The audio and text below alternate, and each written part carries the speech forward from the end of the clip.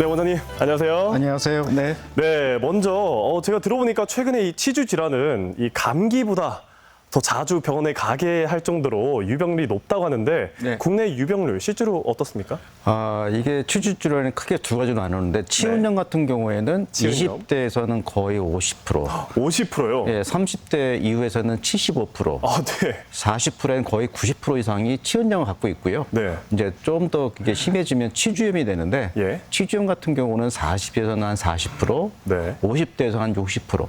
그다음에 이제 60대에서 좀 낮아져가지고 한 예. 50% 정도 발병하고 있습니다. 네. 정말 이 유병률이 제가 알았던 것보다도 더 높은 것 같은데 네. 그렇다면 이 치주염하고 치은염이 있다고 하셨습니다. 네네. 근데 조금 더 치주 질환이 무엇인지 설명 부탁드리겠습니다. 이제 치주 질환은 네. 그 치아를 예. 지지해주는 조직이 있는데 잇몸, 그쵸. 그때 치주인데 치조골이 있습니다. 그러니까 잇몸에 국한돼서 염증이 발생하는 경우를 네. 치은염. 치은염. 네, 네. 치은염을 또 이제 방치했을 경우에는 이 네. 염증이 치조골이라든가 치주인대로 더 네. 번지게 되는 경우 이때를 치주염이라고 합니다. 그런 경우를 네. 치주염이요? 네네. 그렇군요. 그렇다면 치주 질환이 발생됐을 때 이 증상이 어떻습니까? 치은염은 이제 잇몸에만 국한된 거기 때문에 예. 잇몸이 붓고요. 양치할 때 피가 납니다. 그래서 대부분 병원 내원하실 때 네. 양치할 때 피가 나요, 잇몸이 부었어요 하는 게 이게 다 치은염이고요. 그런 경우네. 이제 이걸 방치할 경우 치아가 이제 흔들리게 되고 이제 잇몸이 퇴축되면서 네. 이제 치아가 많이 노출되는 경우, 치아가 길어지는 경우를 이제 치주염이라고 합니다. 그렇군요. 네. 물론 지금까지 이 치주염하고 치은염 차이점을 설명해 주시긴 했는데 네. 조금 더 분간할 수 있는 차이점이 있을까요? 치아를 감싸주는, 지지해주는 잇몸, 치조골, 치주인대 요게 있는데 이제 더 이제 분명하게 차이 나는 경우는 뭐냐면 예. 치아가 길어진다는 겁니다. 치아가 길어진다고요? 네, 치주염인 경우는 이제 뼈가 녹고 있기 때문에 네. 뼈가 녹음으로 인해서 네. 잇몸도 뼈와 같이 퇴축이 됩니다. 예. 그러면서 이제 치아가 흔들리게 되고요. 네. 이제 어떤 경우냐면 이제 중고등학교 때는 치열이 예뻤어요 하는 분들이 있어요. 근데 예. 이제 중장년층 오면서 들어가서, 예. 이제 치주염이 생겨서 치아가 움직이게 되면 치열이 막 움직이게 되거든요. 그래서 치아가 벌어져요, 뭐 치아가 움직이고 있어요 이런 경우. 그러니까 분명하게 차이가 있죠. 이런 예. 경우에는 그 움직인 치아를 원위치로 옮겨놓은 상태에서 네. 이제 보철이라든가 다른 치아를 더 할 수밖에 없습니다. 이제 그걸 네. 방치하면 계속해서 얼라이먼트라 하는데 치열이 흐트러지면서 더 안 좋은 결과가 나타나고 결국은 치아를 뽑을 수밖에 없습니다. 그렇군요. 혹시 네. 그러면 제가 혹시 그럼 치은염이 먼저 걸린 다음에 더 심화되면 치주염이 되는 거다 그런 건가요? 아니면 맞습니다. 예. 치은염이 악화되고 구강 위색이 떨어지면 네. 이제 그 쌓였던 치석 치태들이 잇몸 하방 쪽으로 들어가면서 치조골에 영향을 주는 거죠. 그렇게 되면 치주염까지 발생한다. 네네. 알겠습니다. 그렇다면 중요한 내용인데 이 치주 질환이 걸리는 이유는 무엇인가요? 이제 모든 질병에는 원인이 있습니다. 네. 이 치주 질환에도 원인이 있는데 네. 우리 구강 내에는 상주균이 있습니다. 상주균이요? 네, 개인차는 있지만 300에서 400, 어떤 분들은 500까지도 되는 분이 있는데 이런 것들의 세균수가 1억 마리까지 도달합니다. 근데 이 세균들은 우리가 죽을 때까지 계속해서 거기 살아남게 되고 계속해서 증식을 할 수밖에 없어요. 예. 그래서 이제 이런 증식을 했던 이 세균들에 의해서 염증이 이제 발병되는데 네. 이거를 이제 치은염, 치주염이 되죠. 네. 그렇다면 제가 이해한 바로는 이 질환의 원인은 입속에 있는 상주균인데 이 상주균이 어떻게 질환을 발병시키나요? 이제 그 우리가 양치를 하게 되면 예. 치면이 깨끗합니다. 우리가 양치한 다음에 뭐 혀를 대보면 뽀득해요, 뭐 이제 바닥바닥해요 하는데 이 30분이 지나면 예. 요 치면에 그 미끄덩미끄덩 끈적한 물질이 붙는데 이 피막입니다. 피막이요? 예, 이 피막에 예. 세균들이 이제 붙고 죽은 잔사란 이게 우리가 죽은 세균 네. 세포의 잔사라든가 조직 잔사들이 붙고 네. 그다음에 세균도 붙고 이제 음식 찌꺼기도 붙게 되죠. 예. 이게 점점 이제 쌓이게 되는데 이걸 치태라고 합니다. 치태요? 네, 우리가 이제 밥을 먹고 나면은 조금 입이 덥답하고 그러는데 예. 그런 거 치태인데 이 치태를 방치할 경우에는 네. 이게 12시간 지나선 치석으로 바뀝니다. 그러니까 예. 이게 말랑말랑했던 요 치태들이 12시간을 경과하면 단단한 치석으로 바뀌는데 네. 이런 경우에는 양치질로도 잘 이제 제거가 어렵게 되고 예. 이런 이제 구강 위생을 조금 소홀히 한다면 양치를 좀 등한시한다면 이런 쌓였던 치석들이 계속해서 빌드업되면서 커지게 되죠. 근데 이렇게 커지게 되면 얘네가 만든 그 우리가 네. 죽은 세포라든가 뭐 그런 걸 먹으면서 내놓는 것들이 산이거든요. 요 산에 의해서 예. 이제 잇몸도 염증이 생기게 되는 것이고 결국에서는 뼈가 녹게 되죠. 그러니까 이런 것 때문에 반복하게 되는데 우리가 제일 좋은 방법은 이렇게 생긴 치타 치석은 네. 양치질을 함으로 인해서 제거를 할 수밖에 없습니다. 알겠습니다. 네. 그렇다면 이 상주균 외에도 이 치주 질환에 좀 영향을 미치는 위험 요인이 있을까요? 이제 기본 그 큰 틀은 네. 이렇게 상주균이 염증을 유발하는데 예. 그 외적인 요인이 있는데 그런 것들이 이제 간접적으로 흡연이 있을 것이고요. 예. 이제 흡연 말고는 이제 전신 질환, 뭐 당뇨라든가 아니면 이제 우리가 그 핸디캡이라 하는데 잘 못 닦는 분들이 계셔요. 네. 이제 이런 분들 같은 경우는 다른 예. 분에 비해서 일반 정상인에 비해서 더 병을 악화시킨다거나 네. 더 안 좋게 만드는 요인이라고 할 수가 있겠습니다. 네. 그럼 또 이 치과를 무서워하신 분들이 은근히 많잖아요. 네. 그래서 염증이나 좀 통증이 치통을 갖고 있는데도 네. 이 내원을 안 하게 돼서 이 염증을 치료하지 않고 방치하게 되면 혹시 어떻게 되나요? 이제 아까도 계속 말씀드렸다시피 네. 치은염이 방치되면 치주염으로 가는데 이제 제일 좋은 방법은 예. 우리가 식후 효과적이고 효율적인 칫솔질을 하게 되면 치은염 예방은 충분할 수 있습니다. 네. 이제 이런 경우에는 계속 뭐 정상적인 방법이지만 또 우리가 이제 일상생활에서 느끼는 스트레스라든가 아니면 뭐 잦은 회식이라든가 이로 인해서 칫솔질 잘 못하고 오늘 피곤한데 그냥 잘 거야 그러면 그 12시간 이후가 지나면 네. 치태가 치석으로 바뀐다고 말씀드렸다시피 네. 이런 것들이 계속 빌드업이 됩니다. 그리고 또 중요한 거는 양치만 열심히 하시는 분이 있는데 이걸 제대로 하시는 분들이 극히 드물거든요. 네. 그러면 이제 뭐 혀 쪽이라든가 아니면 치아 사이에 남아있는 치석과 치타 같은 경우는 네. 제거가 힘듭니다. 뭐 오셔가지고 저는 20분 동안 뭐 칫솔질을 하는데 어떻게 이런 게 생길 수가 있습니까? 그러는데 이제 저희 같은 경우도 네. 열심히 닦고 잘 하지만 치실 쓰고 하지만 안 닦이는 부분이 있습니다. 이런 것들은 치과에 내원하셔서 6개월에 한번 오셔서 제거를 하시는 것이 굉장히 좋은 방법이고요. 네. 이제 이런 것들이 본인이 아십니다. 잇몸이 솟았어요, 잇몸이 부었어요. 바로 내원하셔서 조치를 받는 것이 굉장히 중요하겠습니다. 알겠습니다. 이 네. 몸이 부어서 혹시라도 피가 나거나 좀 통증이 있으면 참지 말고 바로 내원해야 내원하시면 된다는 거죠. 됩니다. 알겠습니다. 그럼 조금 돌아와서 아까 치주 질환의 주된 원인이 상주균이라고 하셨는데 네. 이 상주균을 좀 줄이거나 예방하는 방법은 없나요? 뭐 지금 네. 이거를 완벽하게 박멸을 할 수가 없습니다. 원래 같이. 네, 이제 평생 이제 죽기 전까지는 계속 상주하게 있기 때문에 네. 그리고 이제 우리 몸이 세균이 번식하기에는 굉장히 좋은 환경입니다. 몸 자체가요? 습기도 있고 네. 몸의 온도가 세균이 번식하기 굉장히 좋은 온도이기 때문에 제일 좋은 방법은 네. 효과적인 칫솔질입니다.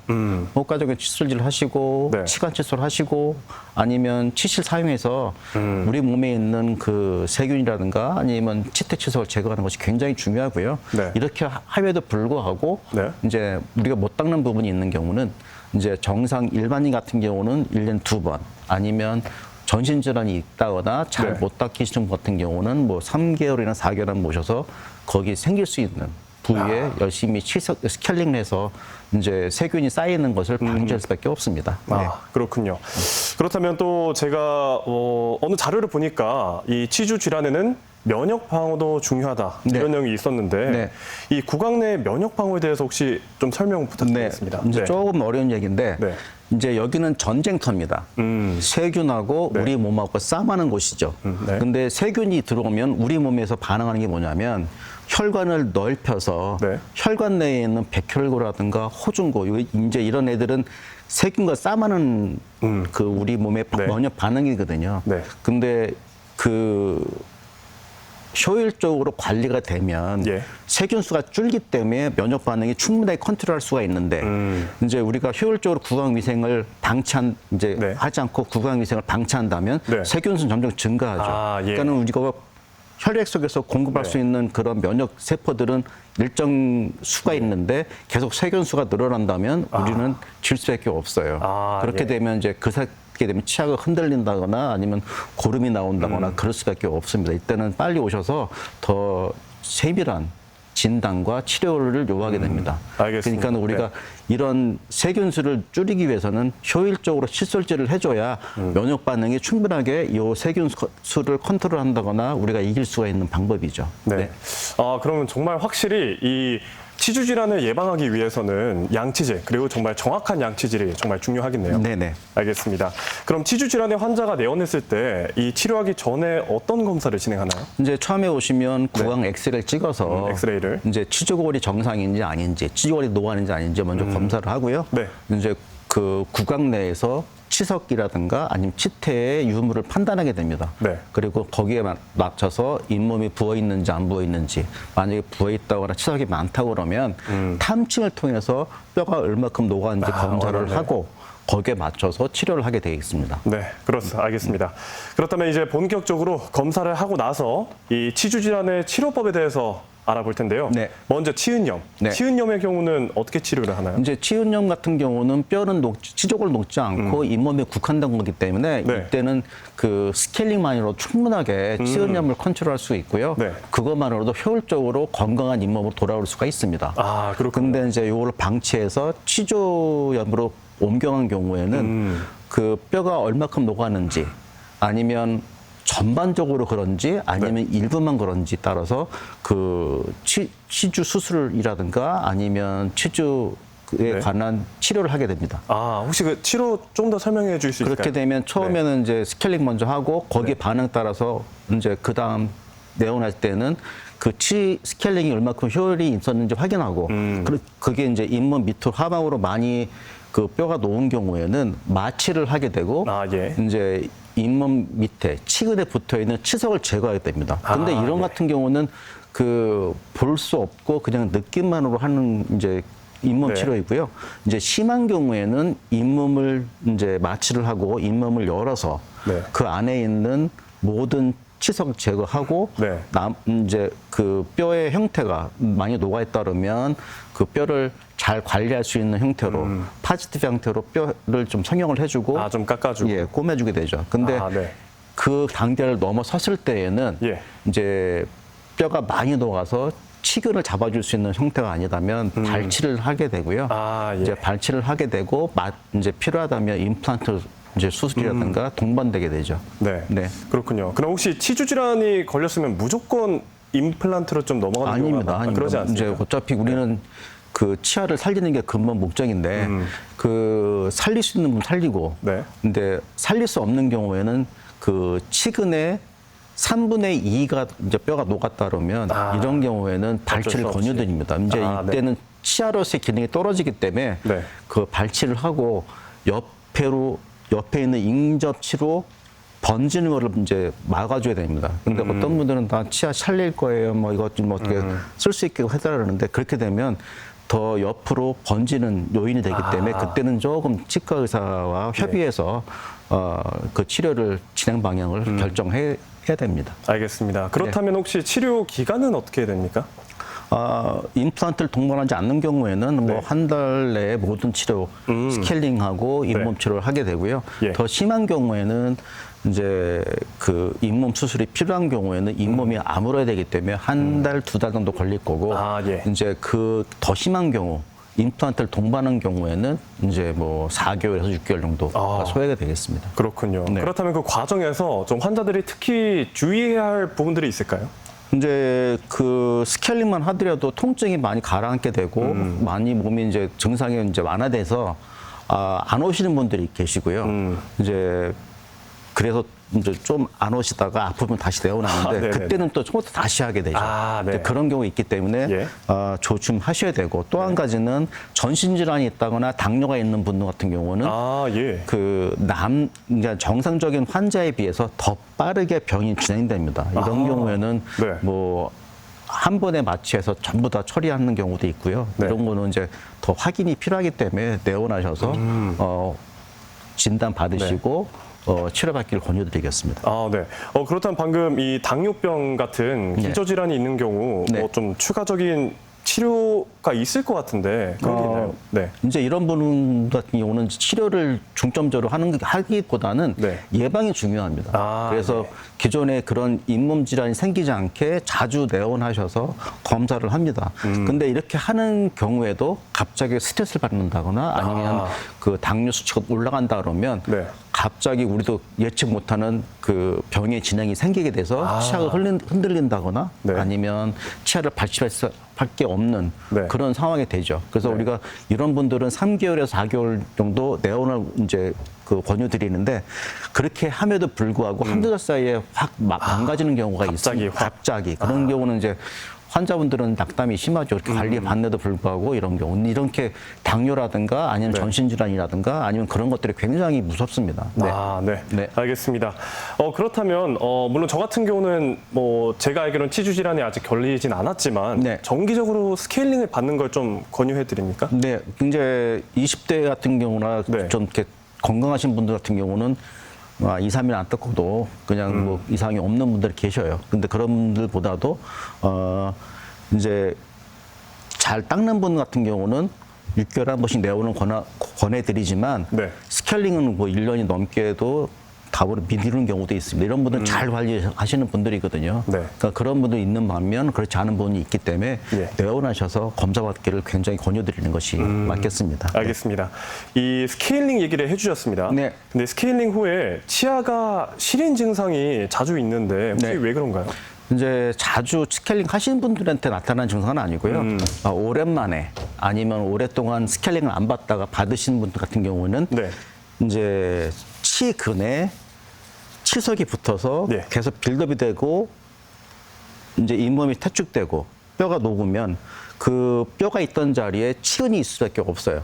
예. 그러면 이제 우리가 스케일링을 하게 되면 예. 치근을 이제 제거를 하게 되고 이제 여기 치근이 뼈라든가 잇몸에 의해서 커버되어 있던 부분들이 이제 치석을 제거함으로 인해서 바로 외부에 있는 차가운 뭐 아이스크림이라든가 차가운 음료라든가 네. 아니면 따뜻한 음식에 노출되면 예. 바로 이제 그 환자분은 증상을 호소하게 됩니다. 아. 근데 스케일링 때문에 그런 건 아니고 네. 본인이 이제 계속 관리 안 해서 생겼던 치근에 붙어 있는 치석 때문에 그런 거기 때문에 네. 이런 것들은 조금 그 이해를 하셔야 되고요. 예. 이제 그 스케일링 하고선 시리다 그러면 그게 평생 가는 건 아니고 네. 뭐 1, 2주 지나면 우리 몸에서 그 방어 기전이 생겨서 네. 그 컨트롤 할 겁니다. 아니면 이제 네. 치과에서 또 다른 방법으로 이거 시린 부분은 좀 완화할 수 있는 방법이 있으니까 그거는 이제 의사와 상의하시는 게 맞겠습니다.